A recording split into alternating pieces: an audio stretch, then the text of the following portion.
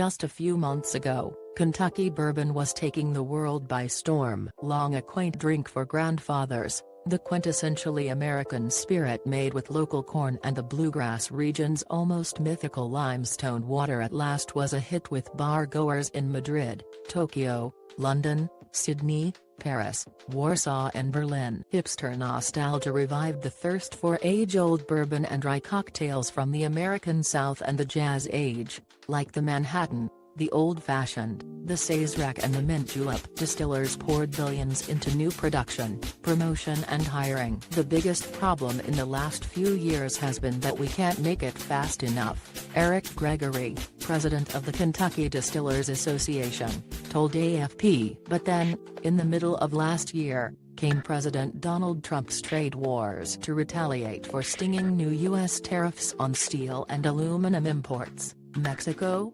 Canada, China and the European Union slapped import duties on American whiskeys, causing soaring export growth to crash. Turkey raised tariffs on all U.S. spirits to 140% from zero. After soaring 28% in the first 6 months of 2018, whiskey exports fell 11% in the second half, a period including Christmas and New Year's, when demand for liquor typically rises. According to the Distilled Spirits Council, Kentucky produces 95% of the world's bourbon and the industry has been growing by double digits for years, Gregory said. I don't think anybody thought this was going to be a long-term issue, he said. We're continuing to get nervous, anxious, skittish, whatever adjective you want to use. Unlike the iconic motorcycle maker Harley-Davidson, which announced last year it would offshore some production to get around EU tariffs, the bourbon industry cannot simply sidestep the tariffs because by law bourbon cannot be made outside the United States,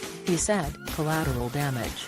It was no coincidence that U.S. trade partners targeted U.S. whiskeys, and bourbon in particular. Kentucky happens to be home to Mitch McConnell, the powerful Republican leader in the U.S. Senate, and is a deep red state which Trump carried easily in the 2016 presidential elections. And Republican Congressman Andy Barr's district includes much of the industry and was handily carried by Trump in 2016. But Barr narrowly escaped defeat in November's midterm elections at the hands of former Marine fighter pilot Amy McGraw, a Democrat who campaigned against Trump's tariffs, lamenting the harm suffered by bourbon distillers, farmers and auto manufacturers. Distilling is among the state's proudest job generators, employing an estimated 20,000 workers and creating $8.6 billion in annual economic output, making the sting of the tariffs especially acute, according to the Distillers Association. Nevertheless,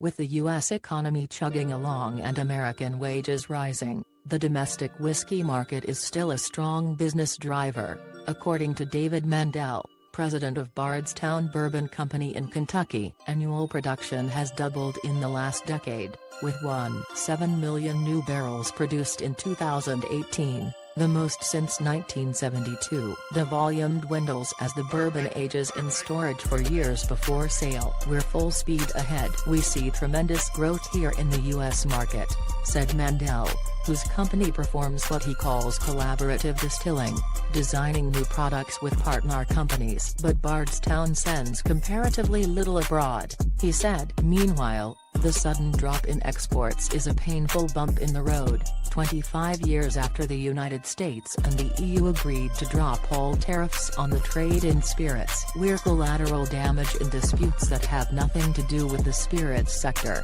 said Christine Locascio, Senior Vice President for International Affairs at the Distilled Spirits Council in Washington. The longer this goes on, the more painful it is, she told AFP. Added, we've heard story after story from small distillers. Once the threat of tariffs was announced, they stopped getting their phone calls returned.